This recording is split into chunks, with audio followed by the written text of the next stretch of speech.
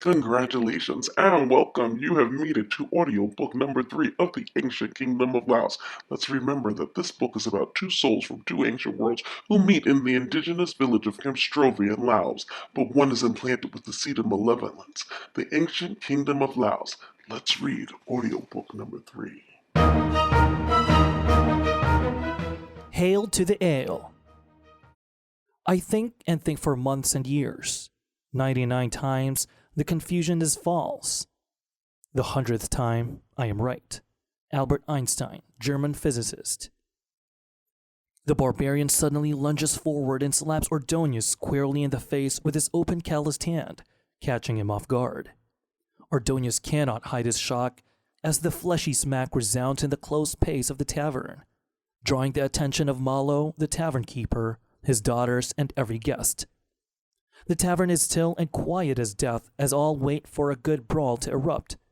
The gap-toothed wonder he has once squatted next to is alive with hungry anticipation. The barbarians, including Fong whom he had thought may have been partial to him, grunted in a terrible song, collectively licking their lips. Keowen then shakes Ordonez's shoulders with his rough hands. "You ask me for a tale, but thou dost not listen." For all the bulk from his crude skin cloak, with his multi-layers and the weapons he carries weighing him down, Keowen remains agile and tough. Ordonez stares at him with mouth agape. The two men remain facing one another, Ordonez trembling in every limb, while the stranger gazing at him with an air of profound pity. He punctuates this with a loud chuckle, as if it were all good sport, and smiles at Ordonez. In a softer voice, he speaks in a growl. "I fall pity of knowledge concerning the path before me. I am drawn to move with strange purpose, that be known as a destiny." Ordonez, who is still recovering from the blow, quickly realizes that the ways of the barbarians are not the same as his. This actually worries him, for when he had appeared in the tavern, he went unnoticed. From his accent alone, it is clear he is a visitor from another land, yet he went unnoticed. Even with the arrival of Keowen, he still has not drawn any attention.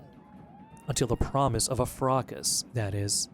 Yet, now that he has demonstrated that he is unable to take a blow, he worries that it might catch on that Keowen is not the real foreigner to the tavern. Ordonez is. He again looks to Manisuk and the others as he sits near and feels a knot in his stomach as he realizes that these barbarians are enjoying the show and have no desire to see him yield a positive outcome. Ordonez's trembling hands trace to his cheek, which is still stinging from that singular incident. The barbarians have given up their expectations of a fight and cease their growling chant, but they still watch Keowen and Ordonez expectantly.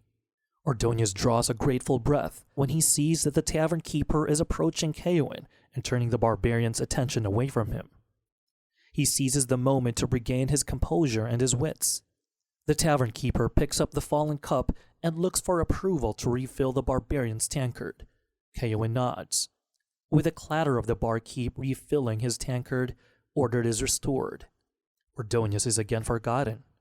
Keowen hoists the tankard and gulps noisily, ale running down his chin as he drifts back to his place of serenity. Staring past everything in his line of view, Keowen focuses on a rip in the fabric of time that has led his gaze to a dim light of times of yore. As his eyes continue to gaze, he draws his lids closer together. The barmaid lays a reassuring hand on Ordonez's shoulder and whispers to him, "'Tis not to worry, young master. The tribal men in here be a barbaric bunch, yet none would dare harm a man not born to fight. 'Tis no honor in the sport for this sea of inebriated warriors." Grinning kindly, the barmaid calls to her father. "Toss me a tankard for the good stuff, will ye?" Quite typical for Kalekomaka. She has taken a liking to the man who lacks the local barbaric splendor. Thus, Ordonez has gone from being the unobserved to the fully noticed. Keowen, on the other hand, cannot see anyone or anything in the tavern. He can no longer hear the babble of barbarians' voices as they relive old hunts, anticipate new ones, and torment Kalekaumaka with their crude banter. He cannot even smell their earthy aroma. a mix of sweat, smoke, and the natural smells of the jungle that their hair and clothes retained. To him, he is no longer a man. He is now back in the days of yore, when he was a youngster. His hair was up in a ponytail, and he was drifting through all the darkness towards a point of light with no apparent source. Oh, how his eyes are glaring as he tries most desperately to focus on where that dim light may lead him. The light seems to lead Keowin to a space-time continuum. It's a dimension or alternate reality, which exists independently inside a single idea and is self-contained by each individual person. The combination of space and time born of each person's consciousness has its own set of physical laws: backwards, up, down, left, right, and ever changeable to a place of yore, far off in another time. Perhaps another dimension. Slow was the motion of his eyes, as though he were taking trance-like visual steps of caution. Then with bated breath he says, "The warmth of a cozy dwelling." His vernacular possesses an almost sad musical rhythm, large figure of protective grandmother. His pauses were laborious and measured. Most of all, her funny mythical tales. That is what comes back to me. Ordonez says pensively, scratching himself behind his ears and sipping on the drink the barmaid has given him. He is as intrigued by this recollection as is the barbarian. It also doesn't hurt that the warm copper-colored ale with ruby hues and woodsy, piney hop aroma stayed at the forefront of his lips from the beginning of Keowin's tale to the end. Such knowledge of early times provide little more than a grain upon the sand, Keowin says. His discourse is powerfully intriguing for a barbarian, sluggish and low, yet almost measured, to ensure Ordonez's interest remained. His masterful pauses grabbed hold of Ordonez like a magnet, drawing him ever nearer to his words. This is no Neanderthal, Ordonez thinks. He is not some primitive savage with the cranial capacity of a chipmunk. He is a warrior and perchance a leader. Ordonez will not interrupt him, for he can see that Keowin is in a place of emotional distress. He longs to hear what nuggets of insight might emerge from the stranger's mouth next. He moans a long, low, inarticulate murmur, and continues in a conspiratorial whisper. From the time of my birth to whence the sun completed 3 courses throughout the zodiac along the ecliptic, I did not understand such stories. Now that the earth hath completed 30 revolutions following round the sun since my birth, me head continues not to see. With that, he falls silent as Ordonez processes the barbarian's cryptic remarks.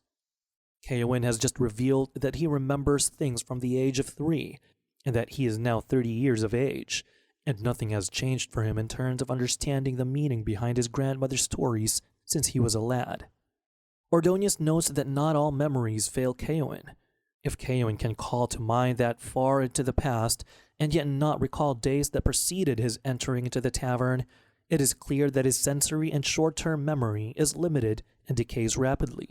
However, his long-term memory seems to store precious childhood information indefinitely, since his family seems to have more meaning to him, and he is mentally connected to them. The barbarian's eyes fall upon his drink. He searches the ale with an expression that grows curiouser and curiouser, as though it were a magic elixir. Ordonez half expects him to say, drinking ale on the table.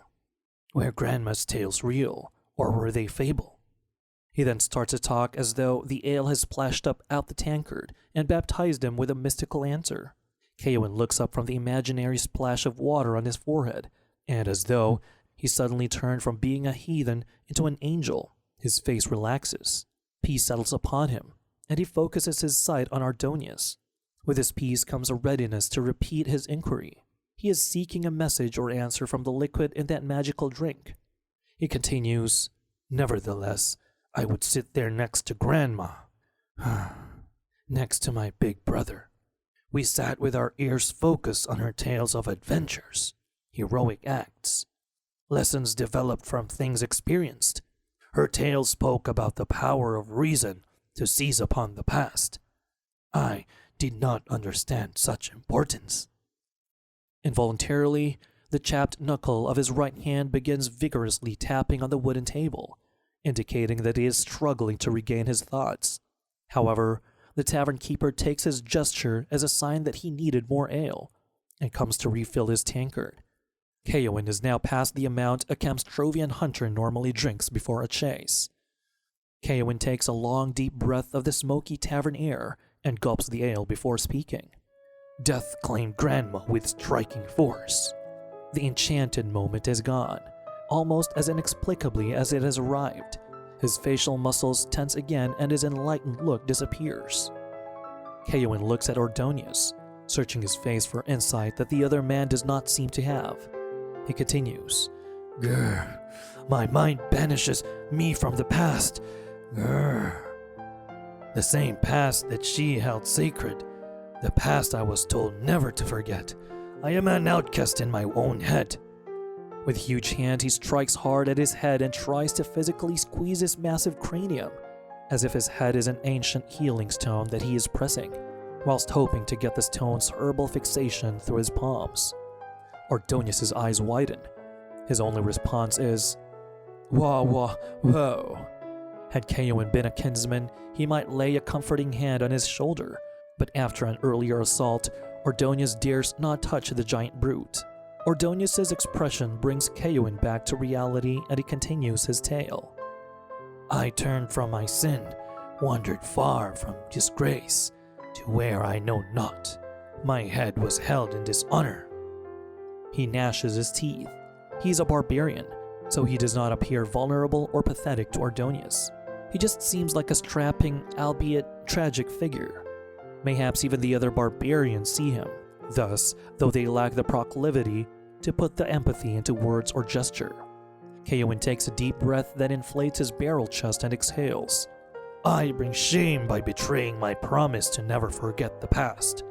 He slams his tankard on the table. The half-empty vessel spills not a drop. Keowen's self-revelations touches a chord in Ordonez that vibrates deep within him. Surely they are brothers under the skin. Keowen speaks of a past he cannot remember, even as Ordonez runs from a past that he wants desperately to forget.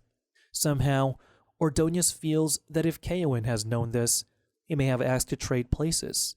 As the sayings go, the grass is always greener, one man's sorrow. Keowen then elucidates the feeling he has cloaked in ignominy.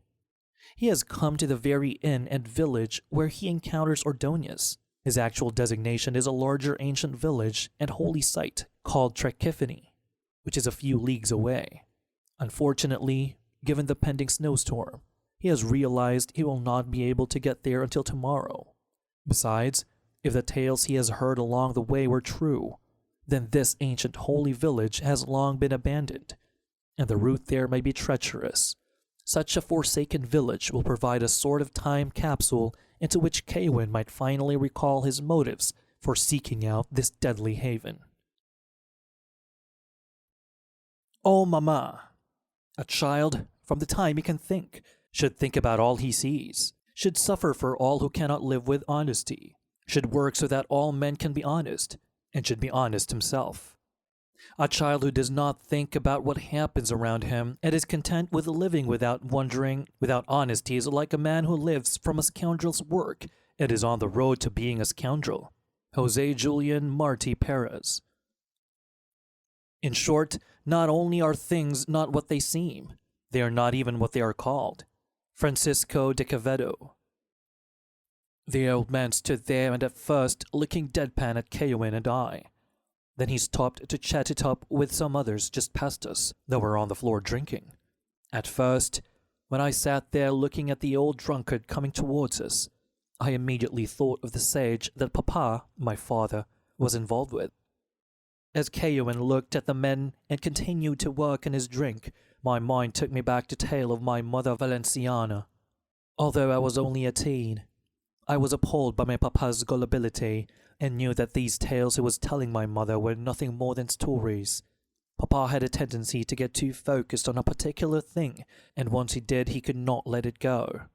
I could tell that although they were discussing Nua, that the tale would grow darker, inciting true accounts that would break my young heart. My mother had wiped her forehead, which was collecting sweat despite the coolness the cavern temperature has offered. She looked worriedly at me and said, Supapa said that Noah was a darling who spent her days beautifying the earth. She had gotten what she wanted, which was not to be on the earth alone. Therefore, she added spectacular gardens and forests full of beautiful ferns, moss, flowers, and plants in celebration. She had delighted in all her work. To hear her children laughing, singing, dancing, and celebrating life gave her a joy she could not contain.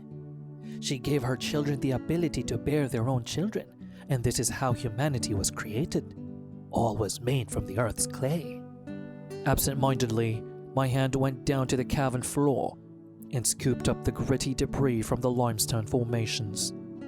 Hearing all the commotion up above whetted the curiosity of the deity of the underworld. Something joyous was going on, not the same lonesomeness and longing he once felt coming from the deity of the earth. Like a great shark seeking the scent of blood in the water, he followed this emanating happiness upwards. He left his fiery inner core and rose through the red-hot boulders of the mantle. None of this infernal heat burnt the thick hairs on his body. When he reached the surface, he cried out in horror. Spying with eyes of inconceivable hate on Nua's actions, he learned how she was making the people. Jealous and resentful of her actions, he too tried. Yet Mi'iho, he failed because he had no power on the earth. His reptilian blood seethed so much hatred that he began to spout spines that were nothing short of bizarre and extraordinary. His arms and legs were covered in conical spines that were mostly hard, sharp, and calcified. They were nothing more than sort of an affliction he was catching lingering on the earth to which he did not belong. These body protrusions hurt, so he went back underground and began collecting his most precious minerals formed inside his igneous rocks. Excited, I cut into what my mother was saying and said, He had power under the earth and he made creatures. He made demons, didn't he? Mother laughed, delighted by my wisdom, and said, See, Iho, true. Healing from his sickness, he took what to us humans is equivalent to 100 years before he was able to do as Noah had inside his molten hot world. After 100 years, he finally released his completed creations. When the savage demons reached the earth, they began a terrible war. They created fires, which led from the earth to almost as high as the heavens. The human world was put in mortal peril. Outraged by the last time he had come into earth, the demon of the underworld remained below inside the upper mantle. From there he spit fire as far as it might go, a great fire which would not die out inside the earth's oceans. As Noah's creations died, his minions brought back down to the underworld's cults of various sea life, humans and animals that Noah created. The underworld deity used such trophies to adorn his body. The blazing fire surrounding him seemed to illuminate his hair with the hues of malevolence and his victim's blood. Yet the deity was not satisfied, so he released from the earth's core and mantle vicious birds of prey with snout-like noses that he fashioned from the igneous rocks and minerals he had collected. His deadly snout-nosed birds fed upon the weak and slow. My eyes widened with amazement, and I was drawn into my mother's accounts of my father's story. She continued, with the many cries of anguish and detestable foul-smelling smoke that reached far up into the heavens. The other supernatural beings in the sky looked down. They instantly saw all that Noah had done and the deity below. He was gnashing his teeth with fury. For again, Mi'iho, he had teeth for where we were made in his image. Neither deity had the authority to do anything without his consent. Therefore, the omnipotent deity collapsed the northwest sky, followed by gales, heavy rain, snow, and hail. The war, the fires that created suffering, was ended by the floods. The disastrous floods destroyed all except the deities, who of Noah's human creations and two of the underground deities' deadly creations. For it so happened, none of underworld deities' creation had been under the earth when the terrible flood was released. Oh, Mama, I know this part. Only a single male and a single female along with a snake and a few trees that bore fruit had survived the floods. The two people survived by hiding in a gorge. Later, they got married under the direction of the Almighty and became the ancestors of human beings. Astonished Mom said, "How did you know?" "I heard Papa speaking to your Uncle Horace, Kentigern, and Cadfan about Jenny's and the beginning." "Then you were exactly right, my son.